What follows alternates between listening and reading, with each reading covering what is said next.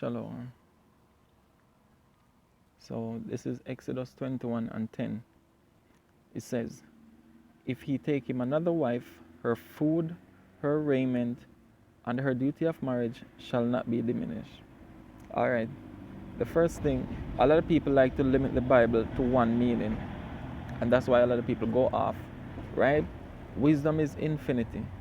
So first they're gonna say this is about a slave girl, or okay, you want to deal with that part? Let's go up top. This is verse 1. No, these are the judgments which thou shalt set before them. Verse 2.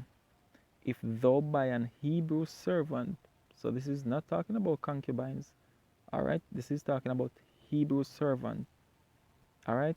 So yes, a man can be poor, sell his daughter to other Hebrews who are well established and so forth. So this is not about getting into whether it's talking about Allah and slave girls or free girls or whatever. This is general, right? So it says, if he take him another wife, her food, her as in the first wife, her raiment, her clothing, her duty of marriage shall he not diminish. Now, what happened is we grew up in a culture where men are very emotional. The thing is, we don't show emotions the way women do. So it's easy for us to say, oh, you are emotional, to say that to a woman. But we don't understand that what we are showing too is emotions, is just different, right? For example, we don't react the way a woman reacts to certain situations, but guess what? Okay, rather than being protective, we become more harmful, right? And this is why he says we should not take away certain things from the woman, because what, you are removing that protection from the woman just because what, you're no longer together. Really, that is emotions. It's just in a different way from how a woman would show her emotions. You understand? The woman will say the exact words, what she's thinking and feeling. Men, we don't really put it in words, but it shows in our actions, and it is emotions because it is absent wisdom. All right. For example, simple. Okay, she has the kids. Guess what? The least you can do is you can, depending on working timing and schedule and all of that convenience. Guess what? You can do a week on, a week off with the children, or you can take the children on weekend because probably where the child goes to school is closer to where the mother is, right? So these are ways to also help them.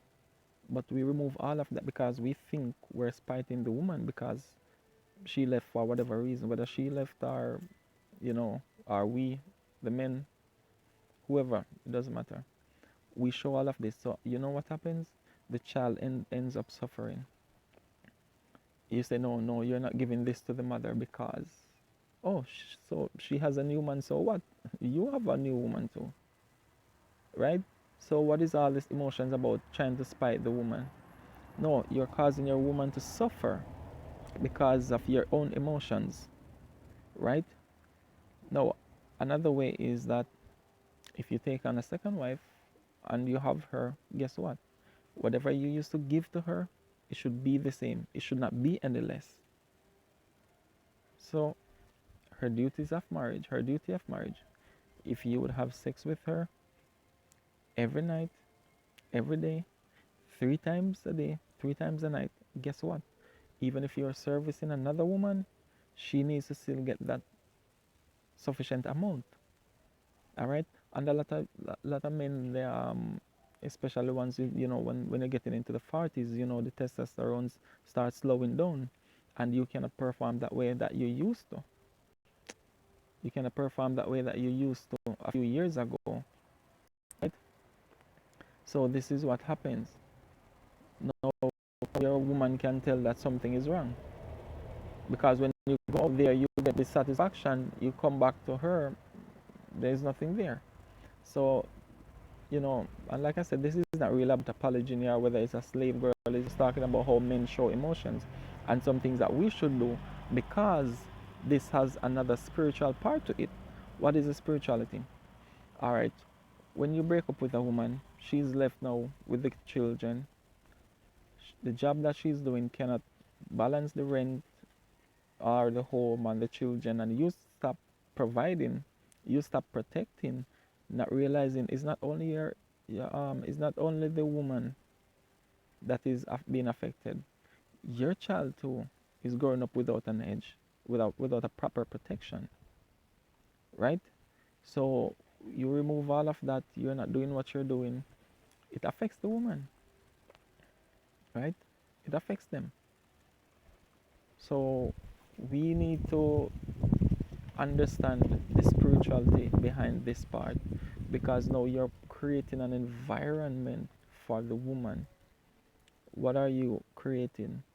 Now she has to do what? She has to use her body to compensate for other areas where she's lacking. This is the spirituality behind it. And you know what's the worst part? A lot of us will condemn these same women for doing whatever they're doing when we were the ones that put them in that situation.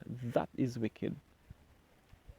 It's just like, think about what they did to us, what our slave masters did. They created an environment where we cannot get a certain job, we cannot live a certain standard of living, and then they'll brand us as criminals or whatever. Or have the prison system, so we go to prison when we do some robbery or steal something. The wisdom says you should not condemn a man who steals to feed his hunger. You understand? So if a man is there, he's hungry, or probably the man can bear the hunger, but guess what? He has a child, and then you don't set it where he can get a job, because guess what? The address that he lives, no one is hiring him. Now he steals, then you put a law that he needs to go to prison. That's the same thing that we're doing to our women. We are being an oppressor to our women. You understand? So how are we gonna condemn them for becoming whatever harlots, whores, whatever label we place on them? Huh? How are we any better when we created that environment for them? That is wickedness. Hmm? So you see, there are levels to this Bible, and we as men, we need to step up. We need to see how what we're doing impacts other people. We have to pay attention to the choices that we make. All right? And in our judgment, that's where the real wisdom is. Judgment and grace. You understand? The reason why you will continue doing all these things for the woman and the child, that's called grace. Okay, yes, I'm really hurt. It did this to me. It tore me apart. But guess what? Through grace, I'm gonna still do this for her and for our kids. That's grace. Shalom.